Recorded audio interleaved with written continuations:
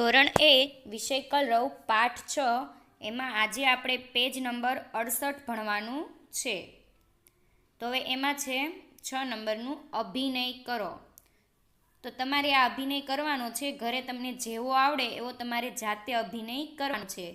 એમાં છે અભિનય કરો ભાઈ અભિનય કરો, ગરમ કપડાં પહેરવાનું, મફલર શાલ ઓઢવાનો, તાપણી તાપ તાપવાનો, અભિનય કરો ભાઈ અભિનય કરો.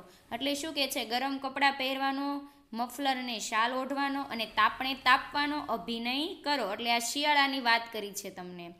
હવે છે પંખાથી હવા ખાવાનો, ઠંડા પીણા પીવાનો, પરસેવો લૂછવાનો, અભિનય કરો ભાઈ અભિનય કરો. તો આ વાત શેમાં આવી? તો કે ઉનાળાની ઋતુમાં પંખાથી હવા લેવાનો, પછી ઠંડા પાણી પીવાનું, ઠંડા પીણા પીવાનો અને પરસેવો લૂછવાનો એવો તમને અભિનય કરવાનું કહે છે. પછી છે વરસાદમાં નાહવાનો, છત્રી લઈ ચાલવાનો, રેનકોટ પહેરવાનો, અભિનય કરો ભાઈ અભિનય કરો. તો આ શેમાં આવશે? ચોમાસામાં. તો વરસાદમાં નાહવાનો એટલે કે વરસાદમાં નાહવાનો, છત્રી લઈને ચાલવાનો અને રેનકોટ પહેરવાનો અભિનય કરો. આ બાળકો તમે સ્કૂલે આવતા હશો ત્યારે આ બધું તો આ પ્રવૃત્તિ થતી જ હશે. શિયાળો હોય તો તમે ગરમ કપડાં મફલર શાલ ઓઢીને આવતા હશો. પછી ગરમી લાગતી હોય ત્યારે આપણે પંખાની હવા ખાઈએ છીએ, ઠંડા પીણા પીએ છીએ, આઈસ્ક્રીમ ખાઈએ છીએ. પછી પરસેવો થતો હોય તો આપણે એ લૂછીએ છીએ. આ બધું આપણે કરીએ છીએ. વરસાદમાં નાહીએ છીએ વરસાદ આવે ત્યારે, પછી છત્રી લઈને સ્કૂલે આવીએ છીએ, રેનકોટ પહેરીને કોઈ બાળકો આવે છે. તો આનો તમને અભિનય કરવાનું કીધું છે. તો તમે આ ઘરે કરી શકો છો. હવે છે 7 નંબરનું ઓળખો અને ગોળ કરો.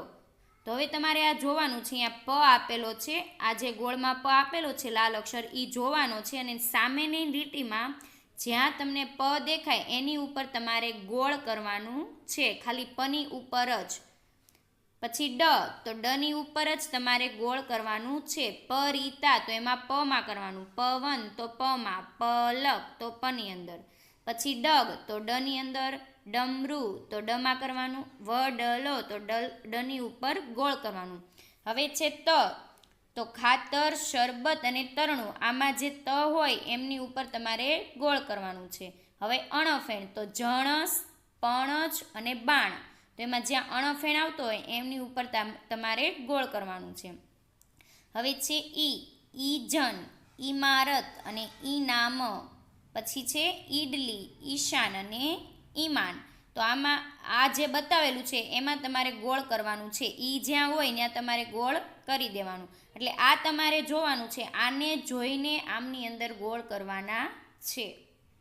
હવે છે 8 નંબરનું આંગળી ફેરવો. ફક્ત તમારે ખાલી આંગળી ફેરવવાની છે. એટલે કે પ આવી રીતે લખાય, ડ, પછી ત, પછી અણફેણ.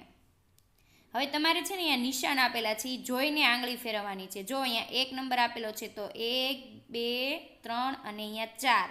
પછી અહીંયા ડગલાનો તો 1, 2 અને 3. હવે તલવાર તો અહીંથી 1, 2, 3 અને 4. અણફેણ તો અહીંયા 1 નંબર માર્યો છે ત્યાંથી લેવાની 1, 2. પછી ક્યાં જવાનું છે? અહીંયા 3, પછી અહીંયા 4, 5 અને 6 અને 7. તો આવી રીતે આમાં બતાવેલું છે એવી રીતે તમારે આંગળી ફેરવવાની છે. એટલે કે તમને લખતા આવડશે અક્ષરો. હવે ટપકા જોડો અને લખો. તો તમારે આ પતંગના પ છે એ ટપકા જોડીને લખી દેવાના છે. ડગલાનો ડ, તપેલીનો ત, અણફેણ ઈ, પછી પ, ડ, ત, અણ, ઈ અને ઈ. આ તમારે ઘૂંટવાનું છે અને અહીંયા નીચે લખી દેવાનું છે. તો પેજ નંબર 69 સુધી તમારે કલરવની પાઠ્યપુસ્તકમાં પૂર્ણ કરી દેવાનું રહેશે. હવે આપણે નેક્સ્ટ પીરિયડમાં મળીશું.